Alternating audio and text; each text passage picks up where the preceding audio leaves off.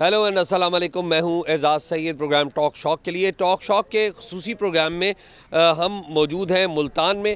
ملتان جنوبی پنجاب کا ایک مرکز ہے. جنوبی پنجاب میں نیشنل اسمبلی کی, قومی اسمبلی کی 45 سیٹیں ہیں اور جنوبی پنجاب طے کرتا ہے کہ پنجاب کی صورتحال کیا ہوگی, پنجاب کی حکومت کی. اور جنوبی پنجاب جب پنجاب کو طے کرتا ہے تو پنجاب آگے مرکز کی حیثیت کو طے کرتا ہے کہ مرکز میں حکومت کون بنائے گا. تو جنوبی پنجاب میں جو مرکزی لوگ ہیں, جو سینٹرل کردار ادا کرتے ہیں, مرکزی کردار ادا کرتے ہیں جنوبی پنجاب کی سیاست کا, ان میں یوسف رضا گیلانی سابق وزیر اعظم, ان کا نام سر فہرست ہے. اس وقت ہم یوسف رضا گیلانی کی رہائش گاہ پر موجود ہیں. الیکشن کی کیمپین کے لیے یہ دیکھیے تیاریاں ہو رہی ہیں. وہ مختلف جگہوں پر جا رہے ہیں, ان کے جو فالورز ہیں, سپورٹرز ہیں, وہ ان کے ساتھ جاتے ہیں اور مختلف جگہوں پر جا کر لوگوں سے بات کرتے ہیں. تو ہم یوسف رضا گیلانی صاحب کے گھر کے اندر چلتے ہیں اور کوشش کرتے ہیں کہ ان سے بات بھی کریں. آئیے.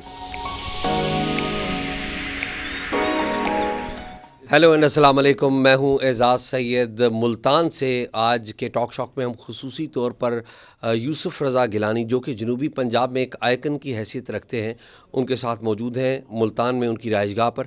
آئیے ان سے بات کریں. گیلانی صاحب بہت شکریہ آپ کا. کیمپین کیسی جا رہی ہے؟ ماشاءاللہ الحمدللہ بہت اچھی. اچھا گیلانی صاحب, آپ 85 آنورڈز تقریباً آپ نے سارے الیکشنز لڑے ہیں. کیسا الیکشن دیکھ رہے ہیں؟ پھیکا پھیکا الیکشن نہیں ہے یہ؟ ہمارا تو پھیکا بالکل نہیں ہے. ہمارا تو بڑا چارج کراؤڈ ہے. اور جو پرسوں ہمارا جلسہ عام ہوا اور بلاول بھٹو زرداری صاحب کا, اٹ واز ایکسٹریملی سکسیزفل. اور میرا خیال ہے پنجاب میں اتنا کہیں بھی اتنی موبلائزیشن نہیں ہوئی جو ملتان میں ہوئی. اچھا گیلانی صاحب, جنوبی پنجاب کی حیثیت کو طے کرتا ہے اور پنجاب طے کرتا ہے نیشنل لیول کی حیثیت کو. تو 45 سیٹیں جو ہیں, 45 سیٹوں میں آپ کی کیلکولیشن کیا ہے؟ جنوبی پنجاب کی 45 سیٹوں میں کتنی سیٹیں پیپلز پارٹی کے پاس آئیں گی؟ باقی دیکھیں, ہم اپنے مینیفیسٹو پہ انتخابات لڑ رہے ہیں. آج آپ نے دیکھا ہوگا پورے الیکٹرانک میڈیا میں بھی اور پرنٹ میڈیا میں بھی ہم نے ان کا جو مینیفیسٹو ہے اس کو ہم نے شائع کر دیا. اور لوگ جو ہیں وہ پیپلز پارٹی چونکہ نظریاتی جماعت ہے, اس سے توقعات ہیں. جب بھی ملک میں مشکل وقت تھے, معاشی حالات خراب تھے, آپ نے دیکھا ایوب خان کے بعد پیپلز پارٹی آئی, بھٹو صاحب, پھر ضیاء الحق کے بعد پھر پیپلز پارٹی آئی اور وہ بے نظیر بھٹو شہید تھیں. پھر مشرف دور کے بعد جب حالات بہت گمبھیر تھے اور خصوصاً ٹیررزم, ایکسٹریمزم, تو جو ہمارے فوڈ باسکٹ جو تھی اس پہ افیکٹ ہو رہا تھا due to international global recession, اس وقت پھر پیپلز پارٹی آئی. تو میں سمجھتا ہوں معاشی حالات جو اس وقت ہیں, مہنگائی ہے, بے روزگاری ہے اور بھوک ہے, افلاس ہے, اس کے لیے میں سمجھتا ہوں تو پھر پاکستان پیپلز پارٹی نے چیلنج ایکسیپٹ کیا ہے اور انشاءاللہ پاکستان پیپلز پارٹی آئے گی اور یہ ان حالات کو قابو کرے. 45 میں سے کتنی سیٹیں جنوبی پنجاب میں پیپلز پارٹی کی, باقی نون لیگ کی یا ادھر موسٹلی آزاد لڑ رہے ہیں اور پیپلز پارٹی کے ہم اپنی طرف سے پورے سیٹوں پہ ہم نے کینڈیڈیٹ دیے ہیں اور ڈپینڈ کرے گا کہ آزاد کیا فیصلہ کرے. آپ کی نظر میں پیپلز پارٹی کا جنوبی پنجاب میں مقابلہ کس سے ہے؟ نون لیگ سے ہے, پی ٹی آئی کے آزاد امیدواروں سے ہے, یا تحریک لبیک بھی ایک آئی ہے اس سے؟ دیکھیں, ہمارا مقابلہ صرف نون لیگ سے ہے اور پی ٹی آئی جو ہے وہ ڈس آرگنائزڈ ہے اور اس میں ابھی تک سمبل پہ بھی لوگوں پہ جھگڑے ہو رہے ہیں اور یہ نہیں سمجھ آ رہی کہ کون کس کا ہے. ہر آدمی کلیم کر رہا ہے کہ میں پی ٹی آئی ہوں. یہ بتائیے کہ تصادم دیکھتے ہیں آپ کس لحاظ سے؟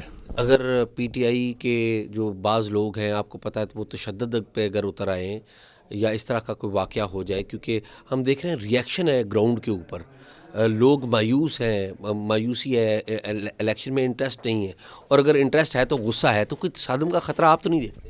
نہیں, میں نہیں دیکھ رہا. کوئی مطلب ایسی بات نہیں ہے, چونکہ they taking part in the elections. جو اب الیکشنز میں حصہ لے رہے ہیں تو وہ اپنے ووٹ خراب تو نہیں کریں گے. اچھا گلین صاحب، جنوبی پنجاب سے نکل کے کوئکلی میں نیشنل لیول پہ آتا ہوں. گلین صاحب 85 سے آپ نے الیکشن دیکھے، ضیاء الحق صاحب کی کیبنٹ کے اندر تھے آپ. لیکن ضیاء الحق صاحب اس وقت تھے نا، صدر تھے. الیکشنز ہوئے اور نان پارٹی بیسس پہ الیکشن ہوئے فرسٹ ٹائم. تو اس میں آیا محمد خان جونیڈو صاحب کے ساتھ اور پیر صاحب پگاڑوں کے ساتھ. ٹھیک ہے. چلیں اس کو آپ نے اس وقت سے لے کر آج تک کے الیکشنز جو ہیں اس میں اس طرح کا ماحول کبھی تھا؟ گھٹن زیادہ نہیں ہے اس دفعہ زیادہ؟ دیکھیں، جہاں تک ہماری کانسٹیٹوئنسیز ہیں اور ملتان کی ہیں، یہاں گھٹن نہیں ہے. یہاں کافی لوگ موبلائزیشن ہے اور چارجڈ ہے. آپ کے روایتی مخالف رہے ہیں شاہ محمود قریشی، وہ جیل میں، تو آپ فیل نہیں کرتے کہ ٹھیک ہے وہ آپ کے مخالف ہیں لیکن ان کا جیل میں ہونا الیکشن کو بے مزہ کیے ہوئے؟ دیکھیں، الیکشنز میں وہ ایک انگلش کی کہاوت ہے، politics make strange bed fellows. You never know کہ کون کس کے ساتھ ہے. وہ ہمارے ساتھ بھی رہے ہیں، ہمارے خلاف بھی رہے ہیں. تو اس پہ ان کی فیملی لڑ رہی ہے الیکشن. ان کی فیملی لڑ رہی ہے. ہم نے دیکھا کہ آپ نے جو سیاست کی تو کبھی آپ اور شاہ محمود قریشی جو ہیں آمنے سامنے نہیں آئے، روایت آپ کی یہی رہی ہے. لیکن اب ہم نئی نسل دیکھتے ہیں، آپ کا بیٹا جو ہے موسیٰ گیلانی، وہ مہربانوں کے ساتھ آپس میں الیکشن لڑ رہے ہیں. تو یہ اس سے دوریاں نہیں بڑھیں گی یا تقسیم زیادہ نہیں پیدا ہوگی؟ Politics is a day to day affair, you never know. Shah Mahmood Qureshi کی گرفتاری کے بارے میں کچھ کہیں گے؟ دیکھیں، لیٹ دا کورٹ ڈیسائڈ. یہ بتائیے کہ اس وقت عمران خان کا فیوچر آپ کی نظر میں کیا ہے؟ دیکھیں، اس پہ بھی ڈپینڈ کرتا ہے کورٹس پہ، وہ ان کے بارے میں کیا ڈیسیژن دیتے ہیں. میرے خلاف بھی کورٹ نے دیا تھا، مجھے نااہل کیا تھا 5 سال کے لیے، اور میں 5 سال الیکشن میں نہیں آ سکا. تو but I respect the courts. تو آپ کو نااہل کیا تھا، اس کے بعد آپ باہر نکلے. آپ جب باہر نکلے تو اسی وقت نئی جو لائرز موومنٹ تھی وہ بھی شروع ہو گئی تھی جس میں آپ نے شریک ہوئے، اور آپ دوبارہ ریوائیو کر کے پرائم منسٹر بھی بن گئے. تو یہ اس طرح کا واقعہ کوئی عمران خان کے ساتھ بھی ہو سکتا ہے؟ دیکھیں، میں نے کہا ہے عدالتوں کے ذریعے کوئی فیصلہ ہو سکے تو ہو سکے، otherwise let the law take its own course. لیکن تاریخ کیا بتاتی ہے کہ کیا عدالتوں کے جو فیصلے ہیں وہ سیاستدانوں کو سیاست سے باہر کر دیتے ہوتے ہیں فار گڈ، ہمیشہ کے لیے؟ دیکھیں، پہلے 58 میں جب مارشل لا لگا تو ایب جو تھا، الیکٹڈ باڈیز ڈسکوالیفیکیشن آرڈرز، اس میں تمام صف اول کے ایسٹ اینڈ ویسٹ پاکستان کے جتنے بھی سیاستدان تھے انکلوڈنگ مائی فادر، وہ ڈسکوالیفائی ہو گئے. اور اسی ہی طریقے سے بھٹو صاحب کے دور میں جب ضیاء الحق آئے تو بہت سارے نااہل ہوئے. تو مطلب ہر الیکشنز کا ڈائنامک ڈفرینٹ ہے. گیلانی صاحب، پاکستان میں اسٹیبلشمنٹ کو بھی آپ نے بڑے قریب سے دیکھا ہے، بلکہ اگر آپ کا دور دیکھا جائے تو اسٹیبلشمنٹ یا سول ملٹری ریلیشنز کے خرابی بھی اس دور میں بہت زیادہ ہوئی، not from the political side. اور اس کا جو آئیڈیل دور بھی دیکھا جاتا ہے تو وہ بھی یوسف رضا گیلانی کا دیکھا جاتا ہے. آپ کیا دیکھتے ہیں ابھی سول ملٹری ریلیشنز کیسے؟ میرے دور میں سول ملٹری ریلیشنز وہ آپٹیمم، مطلب جو میکسیمم اچھے ہو سکتے تھے وہ تھے، ایکسیپٹ این آر او کی نان امپلیمنٹیشن کے اوپر ڈفرینس آف اوپینین ہوا. نہیں، بیمو گیٹ میں بھی تو اتنا بڑا ڈفرینس آف اوپینین تھا. نہیں، وہ اگر تھا بھی تو کورٹ نے تو میرے حق میں فیصلہ کر دیا. نہیں، لیکن وہ کورٹ نے فیصلہ کیا. جنہوں نے کیا تھا انہوں نے وڈرا کر لیا اور یا انہوں کو فالو اپ نہیں کیا. اس وقت کے جو آئی ایس آئی چیف تھے جنرل پاشا، وہ میمو کمیشن میں آپ کے سامنے آپ کے خلاف پیش ہوئے تھے، آپ کی گورنمنٹ کے خلاف پیش ہوئے تھے. تو بعد میں کبھی جنرل پاشا سے ملاقات ہوئی؟ میری ہوئی، and we have lot of respect for each other. جب آپ کے بیٹے اغوا کیے گئے تھے آپ کے بیٹے کو، اس میں جنرل پاشا نے کوئی آپ کی ہیلپ کی تھی؟ دیکھیں، اس وقت سارے کر رہے تھے اور اپنی تئیں تو ہر کوئی کر رہا تھا، تو I have no regrets. General Kayani کے ساتھ جو آپ کی ورکنگ ریلیشن شپ تھی، آج لک بیک کرتے ہیں تو کیسی دیکھتے ہیں؟ نو کمپیریزن، میری بہت اچھی تھی، بہت اچھی، اور ان کے بارے میں مجھے کوئی ایسا گلہ شکوہ نہیں ہے. جو میمو کمیشن کا واقعہ ہوا، جو آپ نے ایک تاریخی تقریر کی تھی کہ جو کس جسے کہتے ہیں کون سا ویزا لے کر اسامہ بن لادن آئے ہیں، اس کے بعد کوئی تلخی پیدا نہیں ہوئی تھی؟ نہیں، اس سے تلخی نہیں ہوئی. وہ یہ تھا کہ انٹرنیشنل میڈیا کو ہم نے اسٹاپ کرنا تھا، چونکہ Osama bin Laden was not Pakistani citizen. He was a citizen of Saudi Arabia and he came from abroad. میں نے کہا جب انٹیلیجنس فیلئر اگر ہے تو پوری دنیا کی انٹیلیجنس کا فیلئر ہے. تو آپ سمجھتے تھے کہ اس میں ایس آئی نے آپ کو پوری پکچر دی تھی، پوری معلومات دی تھیں، یا آپ سمجھتے ہیں کہ کچھ چیزیں نہیں بتائی تھیں as prime minister? I used to get briefing and they were very clear. Clear detailed briefing ہوتی تھی؟ بالکل. میں ریپ اپ کی طرف جا رہا ہوں، مجھے پتا آپ جلدی میں بھی ہیں. آپ 2 مئی 2011 سے پہلے اسامہ بن لادن کے واقعے سے پہلے امریکہ میں بھی گئے تھے. کونڈولیزا رائس سے بھی، جو اس وقت کی امریکی سیکرٹری آف اسٹیٹ، سے آپ کی ملاقات ہوئی تھی.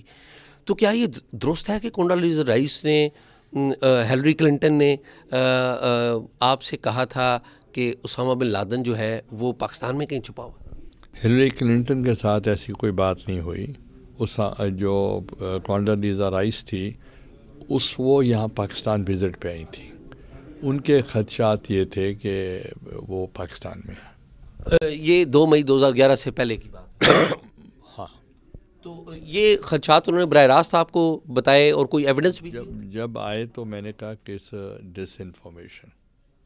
اور بعد میں اسامہ بن لادن جب پاکستان سے نکلا تو یہ شاکنگ نہیں تھا؟ That was intelligence failure of the whole world, not our failure alone. لیکن امریکن انٹیلیجنس کونڈولیزا رائس کے ذریعے تو آپ کو بتا رہی تھی کہ تو اگر ان کے پاس تھی ہمیں ثبوت دیتے، ہم ان کی ہیلپ کرتے، کیونکہ وی ور اگینسٹ ٹیررزم، وی ور فائٹنگ اے وار اگینسٹ ٹیررزم.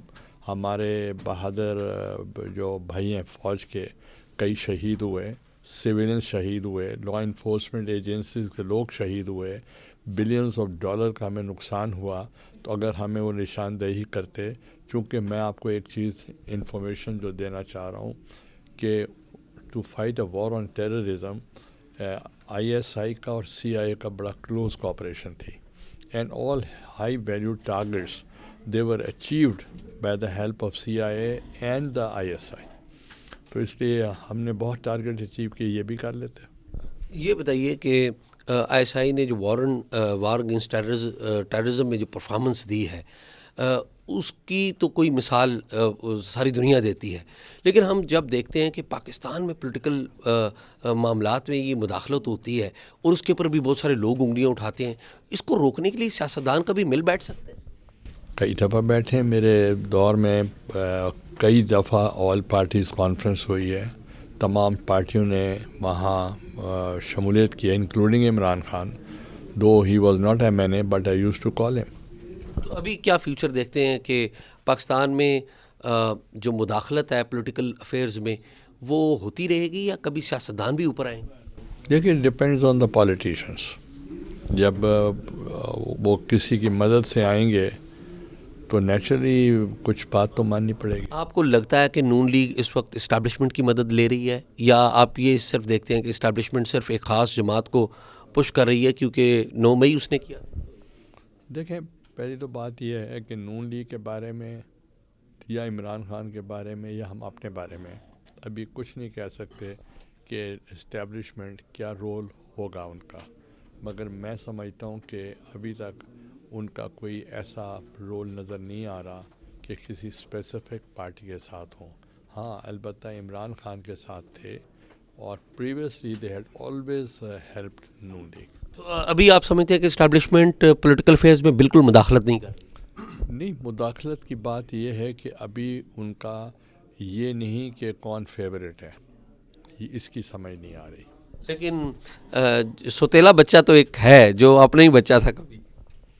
دیکھیں، جو ستیلا بچہ بھی ہے تو وہ بھی تو کورٹ کے ذریعے ہوگا. میں تو یونانیمسلی الیکٹڈ پرائم منسٹر تھا اور ایک بھی ووٹ میرے خلاف نہیں تھا. لانگسٹ سرونگ پرائم منسٹر تھا. میں نے آج تک یہ بھی نہیں کہا کہ مجھے کیوں نکالا، میں نے کبھی نہیں کہا. تو عام طور پہ جو کہتے ہیں کہ مجھے کیوں نکالا یا جو ٹرم سے پہلے فارغ کر دیے جاتے ہیں، اس کے پیچھے تو اسٹیبلشمنٹ ہوتی ہے. کیا یہ درست ہے کہ آپ کی فراغت کے پیچھے بھی اسٹیبلشمنٹ تھی؟ دیکھیں، آپ کسی کے بارے میں ایلیگیشن اس وقت لگائیں جب آپ کے پاس ثبوت ہوں. جو مجھے نکالا تو وہ تو جوڈیشری نے نکالا. آپ کے اپنے دوست جوڈیشری کا کیا رول ہے آئی ڈونٹ نو. یہ سوال آپ ان سے پوچھیں. فیوچر کیا دیکھتے ہیں؟ الیکشن کے بعد کیا کرائسس ختم ہو جائے گا پاکستان میں؟ دیکھیں، چیلنجز بہت زیادہ ہیں، گمبھیر ہیں. ہم نے اپنا منشور آج آپ دیکھ لیں ہم نے دے دیا ہے، اور اس کے مطابق ہم آگے چلیں گے. تو ہم نے چیلنج ایکسیپٹ کیا ہے، اور پولیٹیشنز نہیں کریں گے تو کون کرے گا. تو انشاءاللہ ہمیں کبھی یقین ہے کہ عوام کی حمایت سے ہم یہ جو مرحلہ ہے ہم پار کر جائیں. الیکشن کے نتائج سارے لوگ تسلیم کر لیں گے جس ماحول میں یہ ہو رہا ہے؟ دیکھیں، ابھی تو اٹس ٹو ارلی ٹو سے کہ ابھی مطلب کسی نے کوئی ایسی بات کہی نہیں، ہر کوئی لڑ رہا ہے. بہت بہت شکریہ گیلانی صاحب. گیلانی صاحب کی گفتگو آپ نے سنی ہے. ٹاک شاک پہ یہ پروگرام دیکھتے رہیے، اپنی رائے کا اظہار بھی کیجیے. گیلانی صاحب بہت شکریہ. Thank you.